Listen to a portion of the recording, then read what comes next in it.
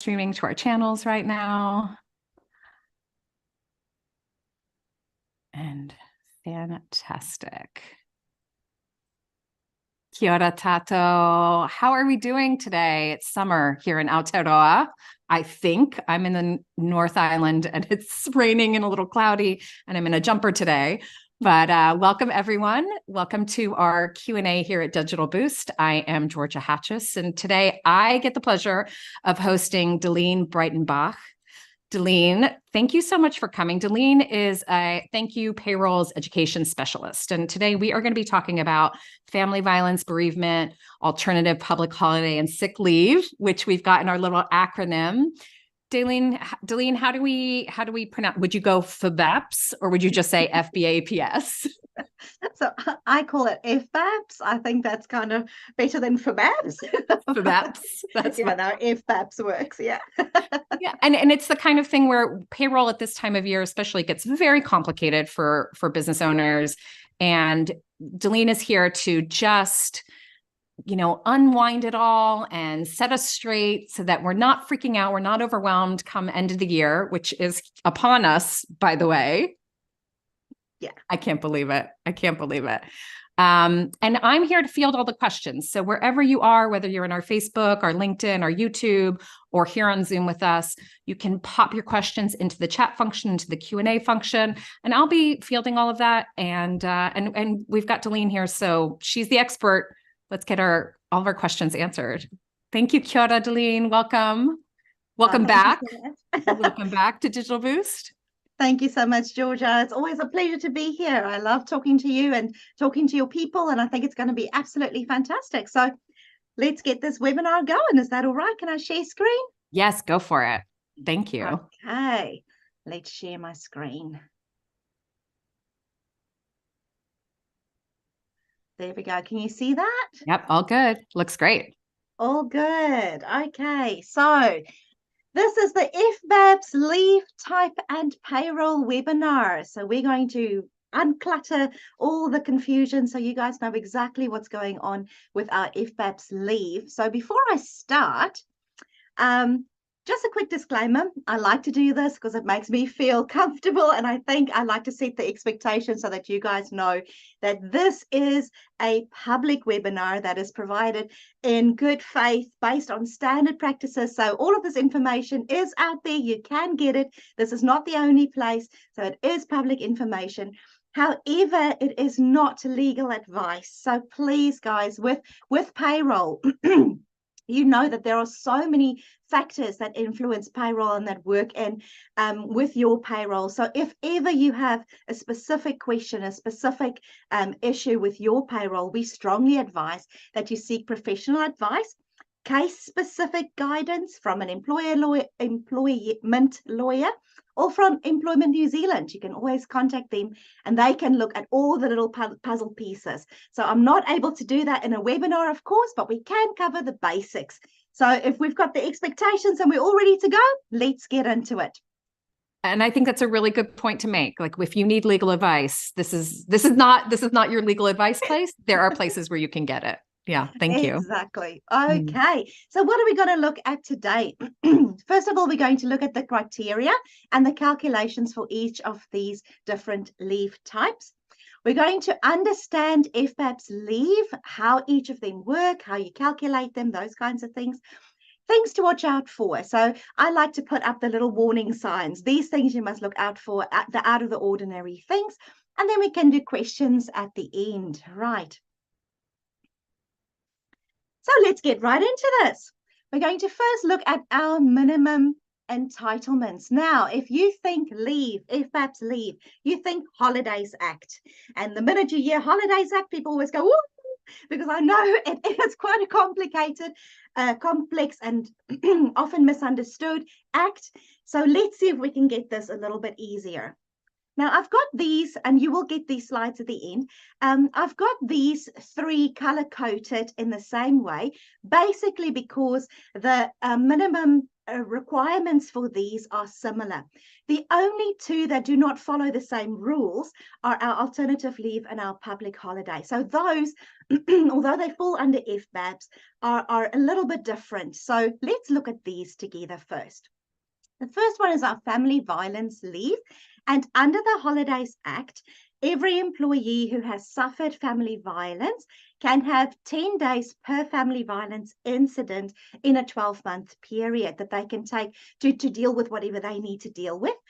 And this entitlement becomes available after 6 months of continuous employment. Don't worry too much about that now. We're going to look at what is continuous employment next. You can give family violence leave in advance. If you want to, it's at the employer's discretion. So they can request it, and then you can decide if you're going to do this from the entitlement in advance. Bereavement leave, under the Holidays Act, there are 2 entitlements to bereavement leave, and that has to do with the relationship that the employee has. They can either get 3 days or they can get 1 day. We'll look at these in a minute. That's also after 6 months of continuous employment. So do you see that? Same criteria. After 6 months, after 6 months. Also, you can give it in advance. And then the last one that is after 6 months is sick leave. So sick leave, your employee is entitled to 10 days minimum per 12-month period, and that's also after 6 months of continuous employment. Now, at this point, I just want you to understand the Holidays Act is like the solid foundation. You cannot go lower. So you can't say that my employees cannot get sick leave. I refuse. You have to give them 10 days per year if they meet the qualifying criteria. But you can give more, especially now after COVID. You know that the COVID entitlement has ended. So people now fall back to the sick leave entitlement. So if you feel that 10 days just doesn't cut it for your people, they need more, you can have a policy in place that says that in my company or in my business, I give 15 days a year. I saw a lovely article in the news where it says that this a company down here in Dunedin, I think it's the Hobby Shop, they have unlimited sick leave. So you're welcome to do more. You just can't do less than the Holidays Act. So I think that's quite important to know right here from the start as we go. Okay, so these 3 are 6 months, after 6 months, right? You can give them earlier if you want. Again, you can do better. These 2, our alternative leave and our public holidays, have different criteria.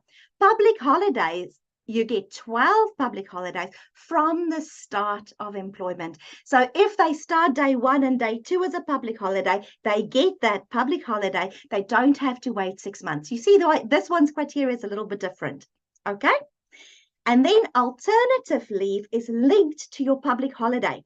If you've worked on a public holiday, that's an otherwise working day, you get your alternative leave. That's the only way to get alternative leave. So these 2 work a little bit different. You see why they're color coded differently. But don't worry, we're going to look at each of these in depth. At this point, good, because I had some questions. I was like, oh, I have so many questions, but I'll wait. We're going to look at each of these in depth. This is what the webinar is on. So at this point, if you have questions as you come up, can you please pop them in the chat or pop them in the Q&A, and Georgia will field them as we go along. All right, let's get right into this. How do you see whether somebody actually qualifies for these lovely entitlements? Now, remember I said the public holidays one is right from the beginning, so don't worry about that. But the other 3 that work together, you must actually look at your calendar. So think of sick leave, bereavement leave, and family violence leave in terms of a calendar. And if you have that picture in your mind, you'll understand how the entitlement works. Okay, so keep the calendar in your mind. Let's go on. Let's look at the qualifying criteria. So, for FBS, family violence, bereavement, and sick leave, you basically have 2 employment scenarios, right? The first one is your regular people, your standard permanent staff. So they have the continuous employment criteria. That's your permanent or fixed term people. They have a regular set work pattern. So on your days, you know, they work every Monday, Tuesday, Wednesday, or they work every 5 days a week, or they are on a roster system. They work 1 week on, 1 week off, 1 week on, 1 week off, but they are regular. I know exactly when they're going to be at the office, okay? And it's usually set in their employment agreement. So if you're dealing with those people, regular people, they receive their entitlement after 6 months of continuous employment. Their anniversary date. So these work with anniversary dates. So after 12 months, after they've gotten it, 12 months later, they get a new entitlement. Then 12 months later, they get another new entitlement.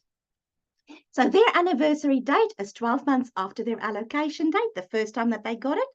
And their anniversary date is regular. So you can plot it on the calendar, you know, 6 months after their start date, they got it. A year later, they'll get it again. You see how easy that is? That's regular. That is not difficult. Usually we do this in payroll. We know what's going on. No problems there. But many people forget that our intermittent employees, our casual employees, those people who only come on, or they had really hectic things. They work 40 hours a month, but they come whenever they can, you know, those kinds of things. They could also qualify for FBS leave. They can also qualify for sick leave. People forget your casual could qualify for sick leave. How do you work this out? They have an ad hoc work pattern, so you cannot say exactly when they're going to be here. The Holidays Act says for these people, you do the hours test. So when they have applied for leave, you've got to go back and you've got to go do the hours test. You look at whether they've had at least 10 hours per week average over the last 6 months. So you go 6 months back and you count how many hours they've worked and you divide whatever that amount is by 6 to see if they've worked 10 hours per week on average, and one of the two. So you first go and see if they've done that. Yes. Now you need to see the second criteria. Have they worked no less than 1 hour in every week? So do you see your calendar? Have they worked at least 1 hour in every week? You go, yes, yes, yes, yes, yes, they've done that. Or if they haven't done that, have they done no less than 40 hours in every month? Okay, so those two. And if they have done this, they qualify. The employee doesn't have to work every single week because the Act talks about averages and 40 hours per month. So you can go back and you can go see if they qualify for this and that, they qualify. The anniversary date is 12 months after. So how this works is you get on your anniversary date, you get your 10-day sick leave or whatever you give. So it's there. Now you can take from that. So it's not given, it's not pay as you go. Your anniversary date happens, you get your entitlement. Okay. Their one is 12 months later. Okay. But that 12 months later, you've got to go back the 6 months from there and see, do they still qualify? If they don't qualify, the next time they ask, you go and look 6 months back. Do they now qualify? No, they don't. Okay, next one. So you have to do that assessment every time. And we call that a moving assessment. So you see their anniversary dates are a bit hectic. So every time they ask, you've got to go see, do they still qualify? Do they still qualify? Do they qualify? And the minute they qualify, they get their entitlement. It's valid for the next 12 months. So that's how this works. Okay. Remember, public holidays and alt leave works a little bit differently. It's from the beginning of employment.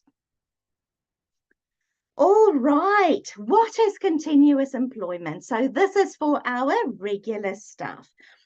First of all, the Holidays Act says that continuous employment, so they go on in your employment if they are on any paid leave taken under the Act. So if you're paying them for leave, like if they have sick leave or whatever, and you pay them, that is continuous employment. Their employment doesn't end.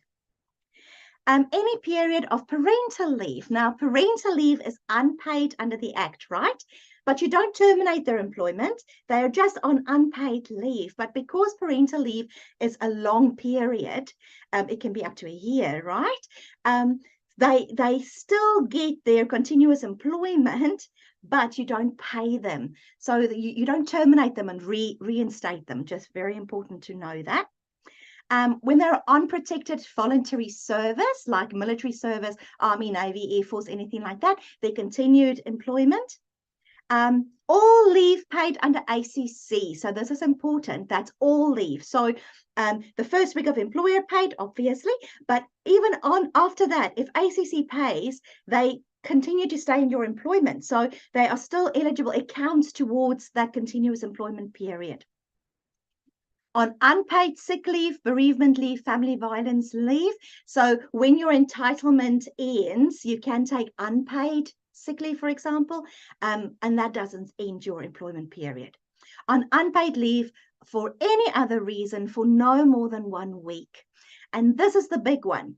If you take unpaid leave, but you take that for less than a week in one go, your continuous employment continues. But if you take 2 weeks in one stretch, the first week is continuous employment. The second week, your employment actually ends for that time. So that's quite important for your entitlement, because if you do that, then the 6 months is 6 months plus 1 week, if you understand what I'm saying. So that date moves on. That's quite important to know. Oh, yeah. So what you're saying is, so you've got that first week is paid. The second week then is when it terminates employment, basically. Yeah, but basically it moves. So it moves your calculation on with a week. So when you're looking at the 6 weeks of continuous employment, right? If during that 6 months, if 6 during months, those 6 months they were on unpaid leave for, let's say, 3 weeks, then that 6-month anniversary date where you're looking at their entitlement is the first week is still continuous employment, but the other 2 is not. So you've got to look on at least 2 weeks before you see. So it lengthens that period. Yeah. So that's what happens. Yeah. And I can see why it feels complicated to people. It does. It really does. So you've got to make sure that you actually have this recorded somewhere, so you know how to look at that. If your employee is dismissed and they are re-employed within 1 month, that can actually count as continuous employment, but there are conditions. So just double check in your situation whether that actually applies. But just note that if they have been dismissed, but they're re-employed, that could be continuous employment. All right. Quick question about that. So if they are dismissed and then re-employed, but what if they choose to leave and then ask to come back within the month? Do you start over again? So it's that 1 month period. So just make sure, because usually if it's in the same position, or if it's in the same like company type thing, there's a little bit. That's what I'm saying. There's a little bit of condition. So it could be based on what you've actually, what was the termination agreements, anything like that. So that's one of those gray areas where if it's unclear, please get case specific advice, because there are some conditions to that. So yeah. Great. Thank you. All right. Let's move on. So what do you pay people for FBAPS leave? So the Holidays Act gives us 2 options, okay, for paying someone. First option is relevant daily pay. So FBAPS leave is about the value of a specific day for that employee. So relevant daily pay just basically means you're paying the employee what they would have earned if they were at work that day. So that is the value of a Wednesday. If they take sick leave on a Wednesday, what would they have gotten for working on a Wednesday? You see, because that's the relevant pay for that day. Okay, if their Wednesday pay is different to their Friday pay, they will get different pays depending on where they take their holiday under certain circumstances. We'll get to that, okay? But I want you to understand it's about the value of a day. Okay, what does relevant daily pay include? First of all, it includes productivity and incentive payments, such as regular allowances, commissions, and bonuses. If they always get their commission or their bonus on a Wednesday and they take sick leave, they must still get their regular commission or bonus included in that. You can't just save money and not pay them, because it's the value of that day. Okay. If they get overtime, regular overtime, if you have someone who always works 2 hours overtime on a Thursday every single time, and they're now on bereavement leave for a Thursday, that's a regular payment. It must be included. So does this make sense? Okay. Cash value of board and lodgings and other taxable payments that you are required to make by law, those are included in relevant daily pay. What is not included? What is excluded? Employer contributions to employee superannuation fund, but those are usually not included in the calculation there. Reimbursement allowances, because they obviously didn't do the expenditure, so you don't reimburse them. Non-taxable allowances such as meal allowances, because they didn't use it. So that actually makes perfect sense. Okay, so that's relevant daily pay. What if you cannot calculate relevant daily pay for this employee? Then, under very specific circumstances, the Act says you can use average daily pay. Now, average daily pay means that you basically take all the days that they've worked so far within the 52-week period, and you get the average, and that's what you pay them. Okay, it sounds easy, and it usually is, but remember, you can't fall back on this. You have to first do relevant daily pay. If this doesn't work, you go to average.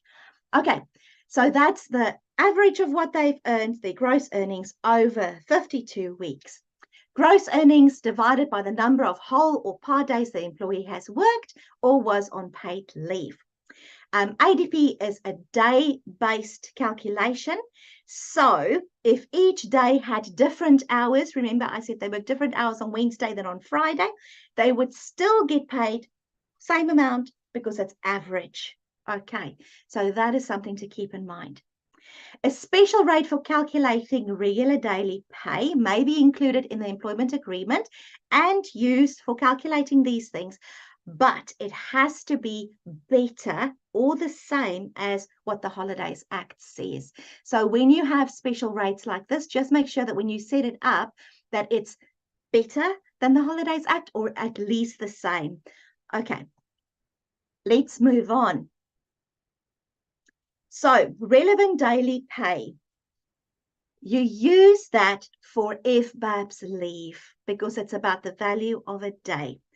There's one other leave type where you also use relevant daily pay, and that is not under the Holidays Act. That is under the Employment Relations Act, and you use this calculation for employment relations education leave. That's the only other leave where you use relevant daily pay, okay?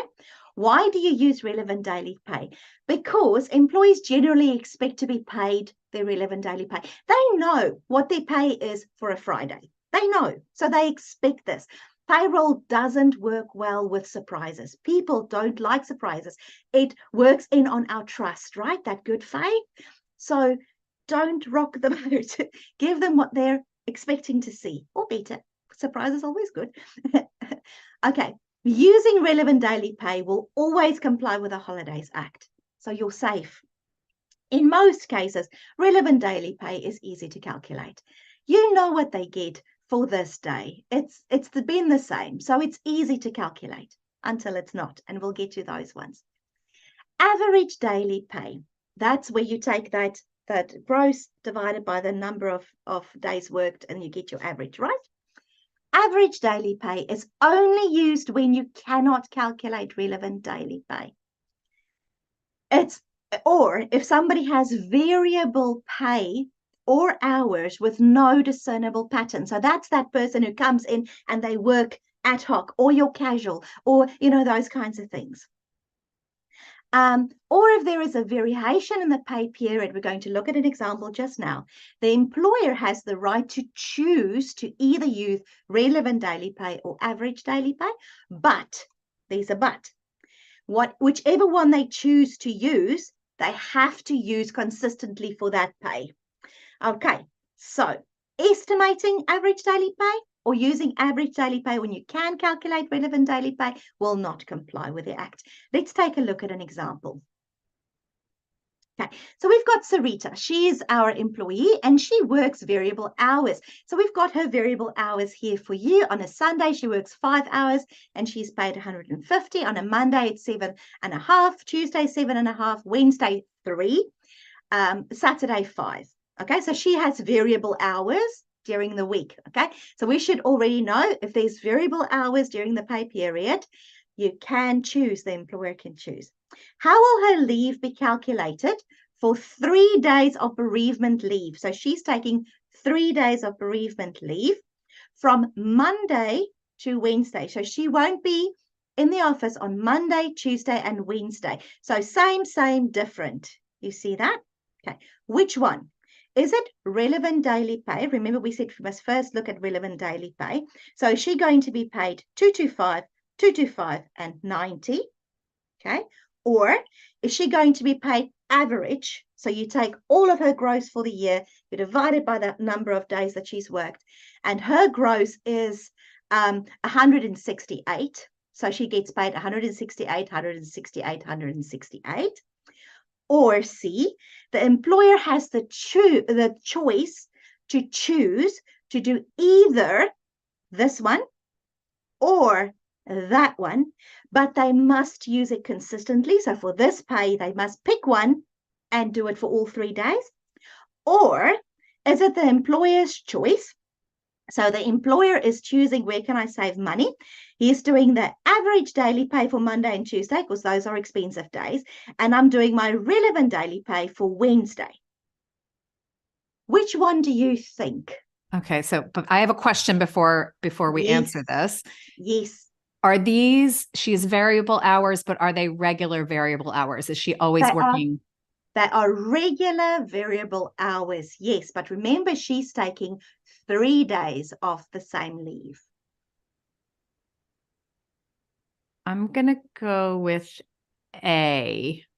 Okay, you'll be right. Okay, so you're the employer. You've chosen to give her A. So she's paid that for Monday, that for Tuesday, and 90 for Wednesday. You're right. Okay. If you said you wanted to do the average daily pay, number B, you would also be right. Oh. Why? C is actually what works here. Okay. Because remember, we said that if there is a variation in the pay period, the employer has the right to choose either this one or that one, but they have to use it for the full pay. So the only answer that is actually very, very wrong here is D. Right. Okay. Where you're trying to cut corners. Yeah. You can't cut corners. So A is right and B is right because you can choose as long as you do it for all 3 days. Okay. So C is right. D is completely wrong. You will not be compliant. So I hope that makes sense. If Sarita only took 1 day, let's say, of sick leave on Wednesday, she would be paid 90 because every Wednesday she's paid 90, right? That's what she would get. Yes. Okay. That makes total sense. Yeah. You can't do, yeah, that's right. Okay, let's move on. Makes sense. Okay. Let's look at family violence leave. So this is now where we're going to dig into each of these leave types. Okay. Let's look at family violence leave. That's a kind of a new one. So people might not be so familiar with family violence leave. So according to the Holidays Act, all employees, if they meet the criteria, are entitled to 10 days of family violence leave. Okay. So criteria is 6 months continuous employment or your hours test. You can provide it earlier. Family violence leave is not an accruing leave type. So all leave accrues at 8% of gross. Family violence leave does not. Okay. May be taken in advance by agreement. So you can do that at the employer's discretion. The entitlement is in days under the Act, but you can give family violence leave in part days. If somebody needs half a day to go do something and they're entitled to family violence leave, you may do half a day's. Entitlement applies for any history of family violence. Remember that. If there's a history of family violence, the employee can get this leave every year as long as they need it. Okay, even if they suffered this before their current employment. So just bear in mind, if somebody comes to you and there's a history of this and they're a new employee, you can't say, oh, I don't know about, you can't get, be compliant, okay? The 10 days entitlement is given in the entitlement on the entitlement date, and then every 12 months after. So it accrues as long as, it does not accrue, but it's recurring as long as they meet the criteria. Family violence leave does not roll over though. So if you had your 10 days this year, but you only used 5, next year on your anniversary date, you still get 10 days. You don't suddenly get 15. Okay. The balance is not paid out on termination. So if you had a 10-day balance given to you, but you only used 3, you don't suddenly cash out the 7 that you didn't use. So it's use or lose. That's the way it works. And with family violence leave, the criteria for, I mean, how do I say this in a gentle way? For the proof of that, like, Yes. are there police records? Are there, how do we do that? Right. Yeah. So let's take a look at that. Very good question. Oh, here we go. Okay. There we go. Sorry. I've anticipated your question. Okay. So when can you use family violence leave? Who can actually ask to use family violence leave? There's 2 different ways that you can actually have this. First of all, if you are the person who family violence leave has been inflicted on. So if you are the recipient, I don't know how to put this in a nice way, of family violence leave, and that can be physical, sexual, or emotional abuse. Okay. Or if there is a child against whom family violence leave has been or is being inflicted, and that child resides with you ordinarily or periodically, you can ask for family violence leave to support that child. So it doesn't have to be a full-time, permanent situation. They can reside with you periodically, and you can still be entitled to. So that's one of those sensitive areas. How do you prove this? It's really sensitive, okay? The employer can ask for proof, but the Act doesn't say what the proof must look like. So MBIE actually suggests proof, something in terms of maybe a police report, or a government department, a welfare can say, or health professional, family violence support service can write a letter. They don't have to say this person has suffered the following, just there is an open case, or there is a history of, or just something to say that there is. They don't have to give details. You don't have to see the gruesome police report. There's nothing like that. Just if you have a police case number, that's enough, or something like that. Any proof, as long as it's kind of official, I think it's at the employer's discretion. Just be very, very I think deal this with the utmost respect. Things to note: employee must tell the employer of their intention to take family violence leave as soon as possible, so that the employer can get their ducks in a row as well. Any family violence leave not taken in 1 year cannot be carried forward. We said that. Provision made for short-term flexible work arrangements can be made under this family violence leave for up to 2 months. So you can imagine this is a really emotional thing. So if somebody needs their safety is at stake or anything like that, they can make flexible work arrangements under this. So it actually is a really good provision. And just quickly, as an employer, do you actually need proof, or can you take the person on their word as the employer to say? You can ask for proof. The Act doesn't say you have to ask for Great. proof. Okay. So you can have a policy on this. I think that could be, an easy way out. Have policies in place, just to cover your basic as well, because this is a hard conversation to have, right? Yeah. All right. Family violence leave and ACC. So usually if there's injury or things like that, there might be ACC involved in here. So just 3 things to note there. If the employee is receiving weekly compensation from ACC, the employer is not required to pay the employee for this time. because ACC is paying them, right? The employer may not require the employee to take family violence leave for any time the employee is paid. The employer's paid first week of ACC. So you can't say, I'm not going to, you've got an ACC first week, I'm not going to pay you, you have to take your family. You can't do that. Weekly compensation for a work-related injury. You can't say, this is a work-related injury. I see you've got family violence leave in your allocated. Let's take that. You can't. It has to be used for what it's there for. Okay. If the employer tops up, however, so topping up is by agreement.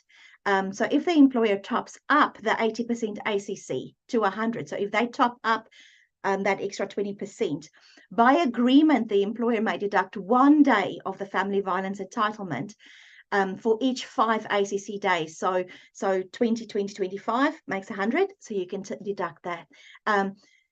Again, at the employer's discretion. So there is that. Okay, we need to move slightly faster because I see we're about halfway in there. So let's move on. But this was a new one. So I'm really glad that we went into depth here. Okay, bereavement leave. Bereavement leave, again, all employees, if they meet the minimum criteria, it can be provided earlier, so you can do that. Again, it is not an accruing leave type, so it doesn't accrue at 8% of gross. Okay. May be taken in advance by agreement. Under the Act, there is no proof of death required. It is advisable to have a policy. Okay, so again, policies save you awkward conversations. Bereavement leave is provided at 2 different levels. So you can either apply for 3 days of bereavement leave or you can apply for 1 day of bereavement leave. So 3 days of bereavement leave is for close family members. So it's a close familial relationship that's there. 1 day is for if you have a passing relationship with the deceased, and the 1 day is at the employer's discretion. So the employer can look at every case and say, okay.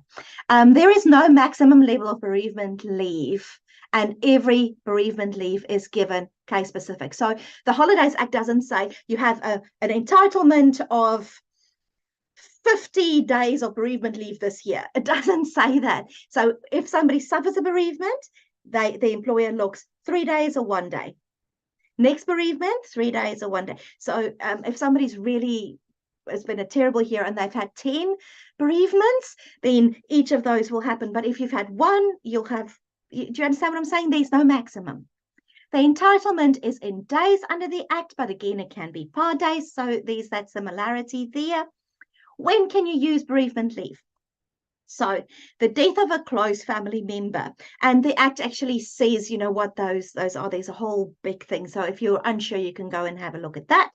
In the event of a miscarriage or a stillbirth, if the employee suffered that, that's still bereavement, right? Or if their spouse suffered that, or if they were in a primary carer undertaking and they suffered that is the close family bereavement there. Or 1 day, if a recognition of a bereavement, so the relevant factors apply there. So if the employer says, okay, I recognize you've suffered a loss. The factors here is the closeness of association. That'll say whether it's 3 days or 1 day that you get. Responsibility for arrangement. So let's say your neighbor died. You were not close to the neighbor, but they didn't have any family and you now have to do the funeral. Then that is responsibility for arrangement. So bereavement leave would apply. Cultural responsibilities in relation to the death. So you can apply for that under there. A note on the duration of bereavement leave. If the employee suffers more than 1 bereavement at the same time, let's hope that doesn't happen to people, but it does. They can take bereavement leave in respect of each bereavement. Remember, we said every situation you have to look at. So if 2 people died in a plane crash, then it's 6 days. You get what I'm saying. The leave doesn't have to be taken all at once at the same time or directly after the bereavement either. So your entitlement is there to use for this loss whenever you need it. So yeah. Let's take a look at some scenarios there. So we have some examples here. Aaliyah she is entitled to 1 day's bereavement leave when her neighbor dies. Okay. She is asked to help arrange the reception for the funeral. So Aaliyah takes half a day before the funeral and half a day on the funeral. So that's her 1 day. So she can split those up. Duan is entitled to 3 days bereavement leave when their surrogate suffers a miscarriage. So he takes 2 days directly after the loss to deal with the pain, and then 2 more half days over the next couple of weeks to settle legal matters. So he's taken his 3 days, he's split them up into 2 full days and 2 half days taken in intervals. Marco is entitled to 3 days bereavement leave when his sister dies. He takes 2 days directly after the loss to travel to her funeral, but there's got 1 day left, and that day he leaves and he takes it a year later for the unveiling of a headstone. So you can move these up to where you need them. Okay, so it takes a little HR knowledge, just a jot, just to make sure, when people are taking what with respect to the loss there. Okay. I'm going to move on to public holidays first, and then I'll go back to alternative leave. So public holidays. Oh, sorry, before I go on, any questions for bereavement leave? Sorry that I jumped in that one a bit quick. No, it was good. I don't have any, and I don't see any in any of our chats at the moment, but also very, very sensitive subject. So I wonder how much people want to dive into that. Yes. You can always ask later if a question comes up later. Always ask later. Yeah. Okay. Right. Let's go into public holidays. So as we're coming into the Christmas season, public holidays are quite important. And we have a full webinar on public holidays because it is such a complicated system. So this is just the overview in the same way as we did the other leaves. So under the public holidays, and this is a light color because it's the one that's different, right? Your people are entitled to 12 public holidays per year. 12. That number is quite important because they can't have 13, they can't have 14, they can have 12. They might not have all 12 because public holiday entitlement works together with otherwise working days. So if a public holiday, let's say we go back to Sarita here, if a public holiday falls on a Thursday, Sarita doesn't normally work on a Thursday. So the employer now suddenly doesn't have to pay her for an unworked public holiday on a Thursday. It's not her otherwise working day. If a public holiday falls on a Monday, she usually works on a Monday. That's her otherwise working day. So she gets public holiday entitlements. So do you see, they are entitled to 12 public holidays, but they do not always get all 12. If it's on an otherwise working day, you get the entitlement. If it's not, you don't get the entitlement. Actually makes sense, right? Okay, so let's take a look at that. In these 12 public holidays that you get, there's also just 1 anniversary day included. So if an employee works different offices in different areas, they can't celebrate every area's anniversary day. They have to choose which one they're going to celebrate because the Holidays Act only gives you 1 anniversary day. Okay. This is available from the start of employment. So from day 1, your people are entitled to public holidays. Part or whole public holidays may be transferred by agreement, but they must be transferred to another otherwise working day. And get that in writing. If taking the paid public holiday off on an otherwise working day, your people gets paid their relevant daily pay. So how public holidays work is the following. You have a public holiday coming up. Now you have to go see, is my people, is this employee supposed to be working on this day? Is this their otherwise working day? Okay, so yes, they are entitled to public holidays on this day. Okay, now I go. Are they actually going to work on their day? No, they're going to the family barbecue, so I'm going to pay them their relevant daily pay. Okay, If they come in and they work, they don't do the rest, they have to be paid 1.5 times, so 1.5 times their relevant daily pay for every hour that they work. Okay. This is for all employees working on a public holiday. So even if you have a casual, it's not their otherwise working day, but they're coming in, they're working on that day. If you're working on a public holiday, you have to be paid 1.5 times relevant daily pay. Okay, so the only time when you get paid relevant daily pay on a public holiday is when you take the public holiday off on an otherwise working day. If you're working on a public holiday, whether it's an otherwise working day or not, you get paid 1.5 times relevant daily pay for every hour worked. Okay. If you're on call over an otherwise working day, public holiday, and you have restricted movement, so you can't go to the family holiday, you have to be chained to your computer, and you're on call, your on-call allowance is payable. And if you are called to work, if you receive that call and you're actually working, you also get paid the 1.5 times relevant daily pay for the hours you worked. Okay. If a public holiday falls over a weekend, they are Mondayized for non-weekend staff. I know that that's confusing sometimes. Think about the normal work pattern. Our normal work pattern is Monday to Friday, right?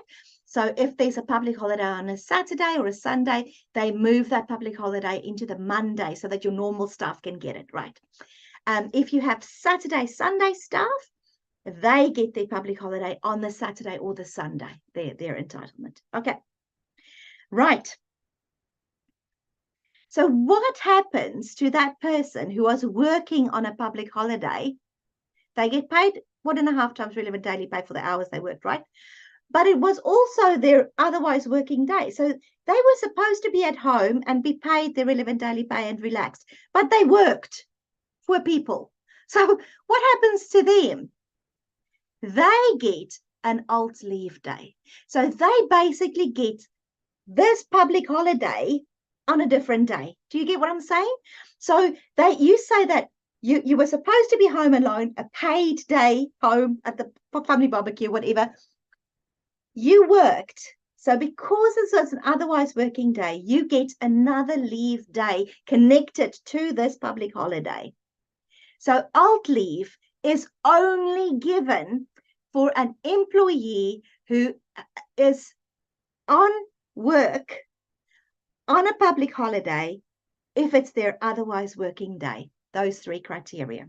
So even though they were paid time and a half, even though they were paid time and a half for the hours that they've worked, they haven't rested. Public holidays are supposed to be there for your regular staff who always work to rest. So this person regularly always works on a Friday, that's their otherwise working day. They didn't rest. So you say, go rest on another otherwise working day. See, I still have that American mentality of like, you've already been paid for this. But no, of course, we're in Aotearoa. We get to rest.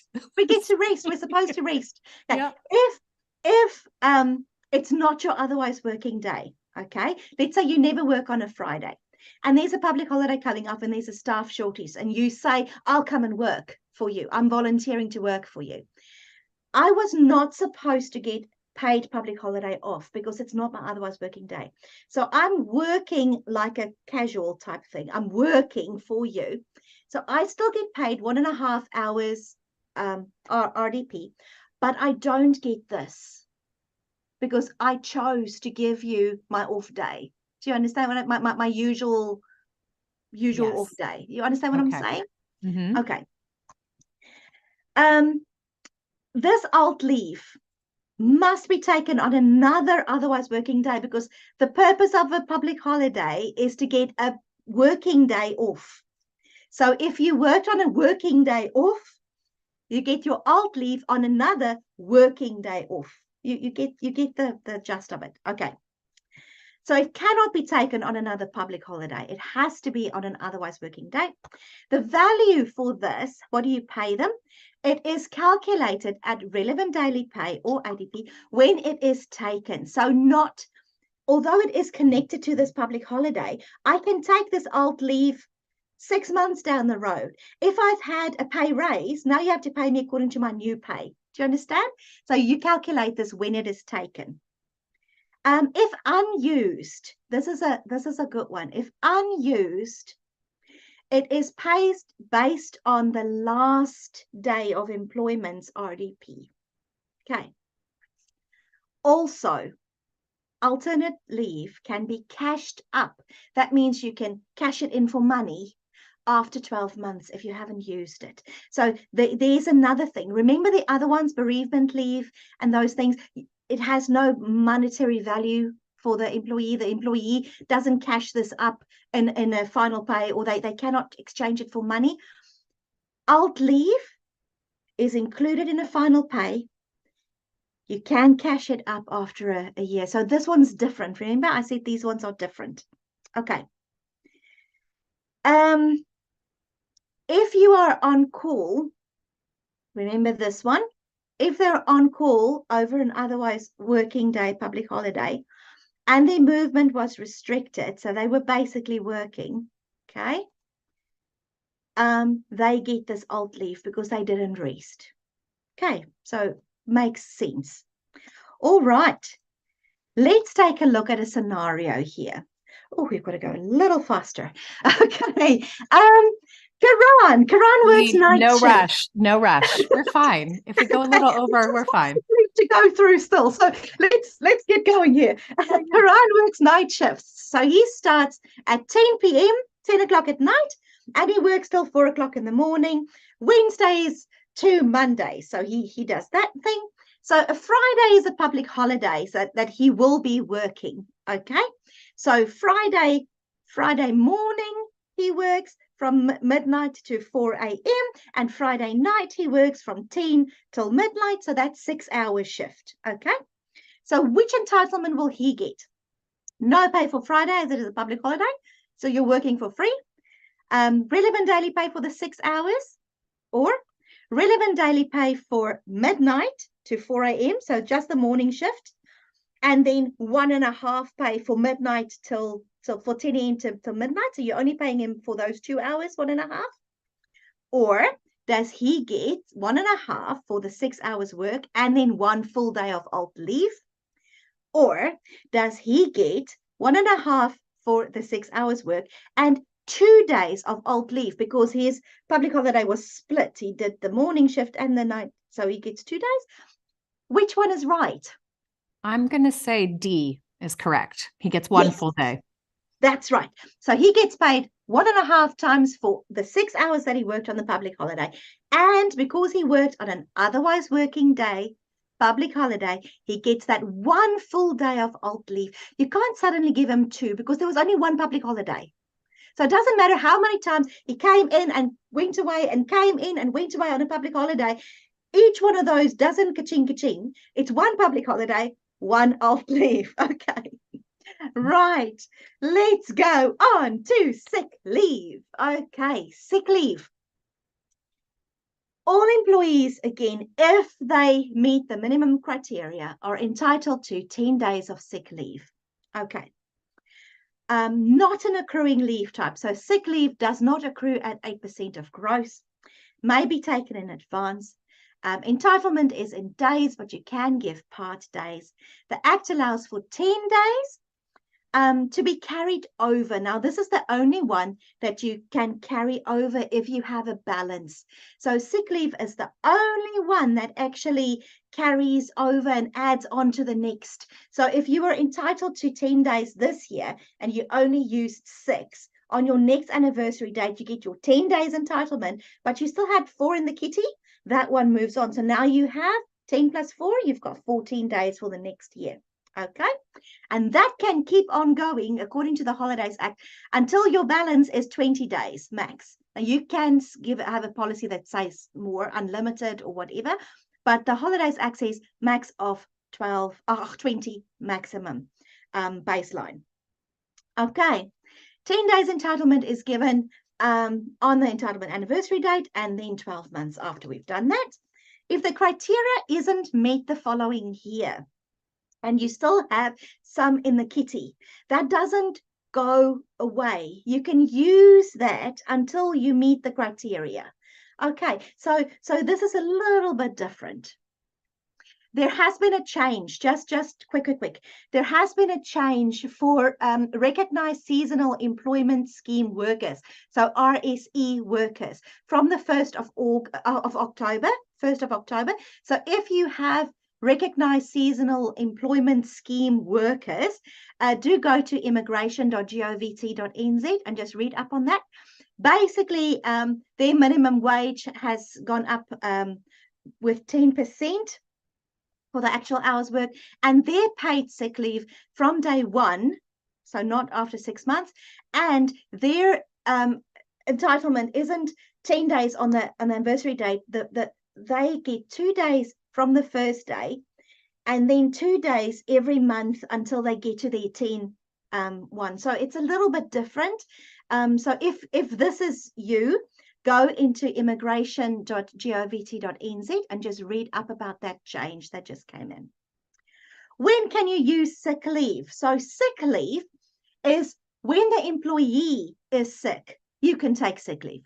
When somebody who is dependent on you for care, it is dependent for care, okay, is sick, you can take sick leave. If your spouse or your partner is sick and they're dependent on you for care, you can take sick leave. Okay.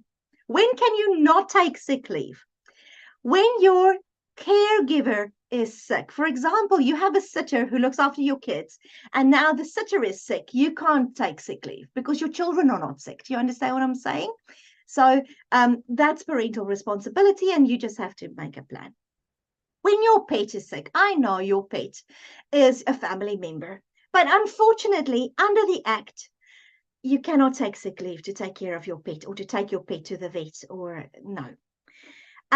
If you're giving birth, that is not sick leave. That falls under parental leave, and there are huge allowances for specifically parental responsibility. So that goes under that.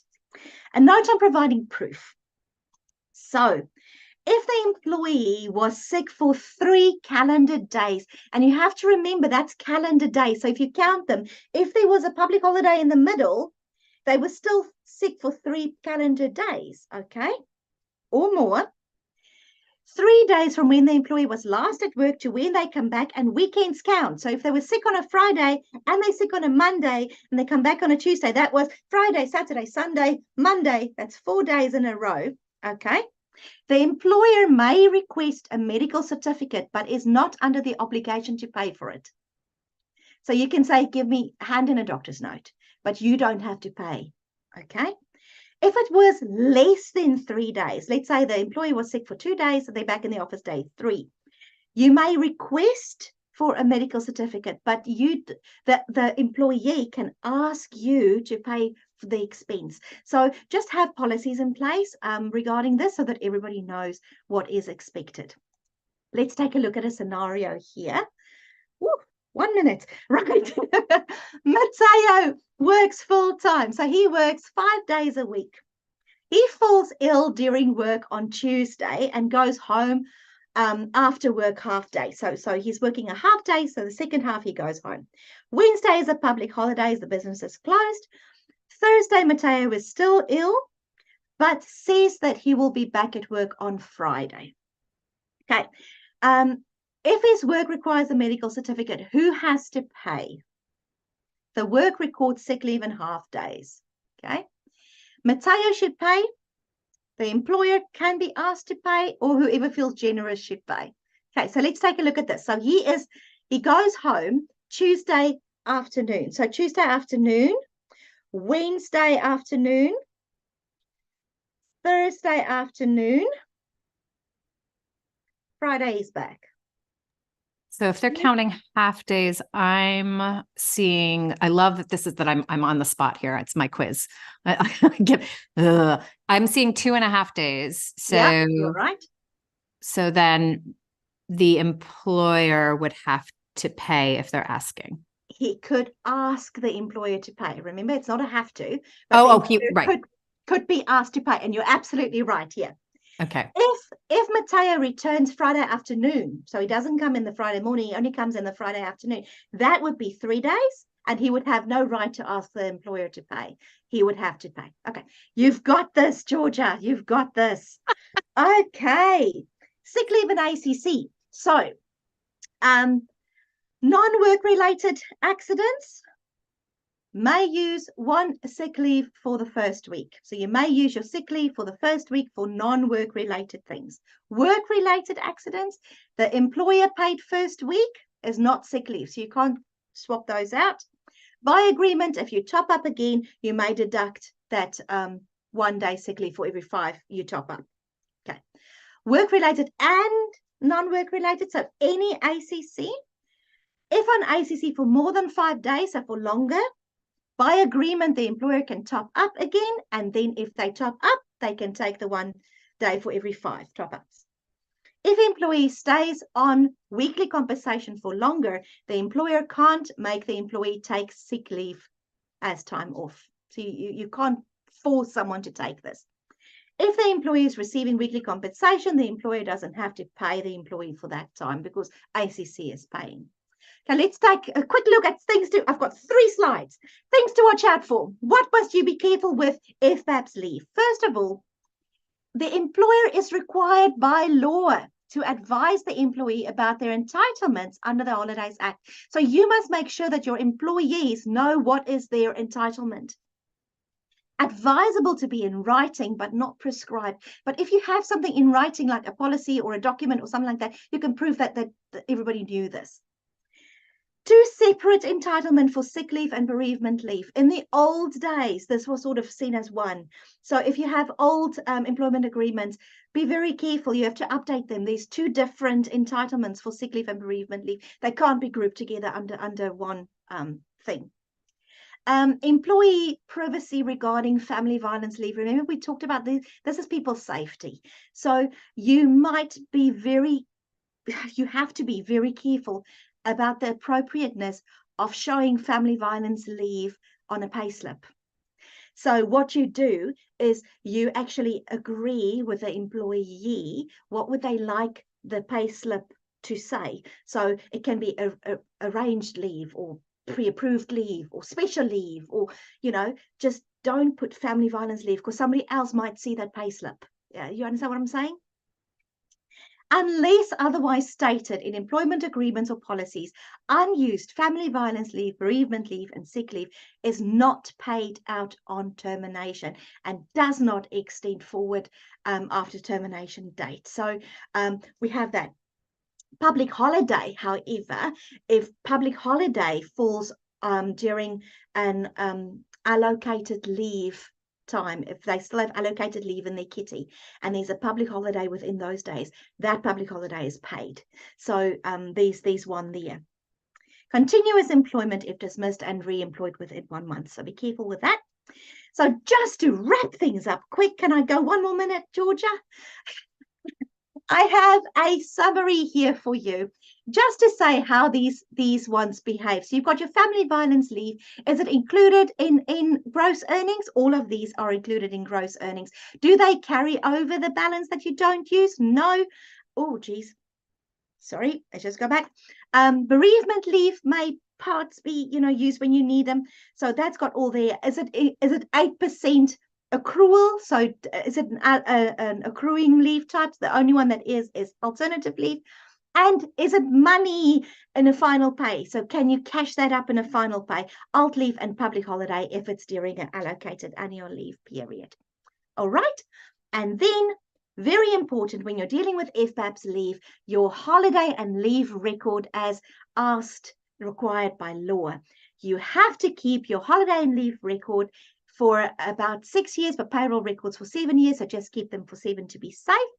Doesn't have to be in a payroll system. It can be along HR documents, but just have it easily at hand when you ask for that. What information must you keep? You must keep the days on which employees actually worked and their relative entitlements under the Act for those days, employees' current entitlement to sick leave, the dates on which FBAP leaves was taken, and the payment that you said. So you have to show which calculation you used, information on agreed transfers of public holidays, dates of alternative entitlement connected to the public holidays, dates and payments for worked and unworked public holidays and alt leave. So those are the things. There's a lot of requirements here, but this is just summarized what you need to do. And we've come to the end. Thank you so very much. If you have questions, you're welcome. You'll get these slides, but you can always get in touch with me with writing an email to help@Thankyou Payroll, or these are our phone number. Our help desk will help you if you have any questions. Thank you so much, Georgia. Oh, Dalene, you did not have to race through that. There was so much information in this. This is such a rich webinar, and I am so grateful for you taking the time and the extra time to sit with us and explain it all, because it is so complicated and you laid it out in such a beautiful way. So as Dalene said, if you have questions, one, I would recommend watching the recording of this, going back and watching the recording. There's so much information in here. And if you're watching the recording for the first time, welcome. You can reach out to Thankyou Payroll, and you can reach out to us at support@digitalboost.co.nz. We've got Dalene coming back in the new year. We are going to do a workshop that's going to be Payroll 101. And if you loved this as much as I loved this, we are going to dive in deeper in the workshop. So you must RSVP for that to get even the recording if you can't show up at the time. But it's the 16th of January, I believe. So get onto our platform and RSVP for that now before you forget, because the holidays will come, we'll overeat, we'll overdrink, we'll be hungover in January, and then you'll forget, oh, there was that Payroll 101 that I want to get on. Dalene, this was beautiful. Thank you for sharing your wisdom with us, sharing your expertise. This is like top-notch expertise here. So that's what we love at Digital Boost. I'm just going to quickly check if we have questions. I think there was just it was so clearly laid out for us. Thanks, Georgia. I always love being here with you guys. It's such a privilege. Thank you for allowing me to do this. This was really fantastic. Oh, thank you for your time. And thank you to everyone who has tuned in. Tune in again. We've got I think it's a Q&A this week again. We don't have a workshop this week, but just keep showing up the way I keep showing up. We're learning a lot. Thanks, Dalene. Have a lovely holiday season, and we'll see you next year. See you guys. Bye. Bye. Matewa, everyone.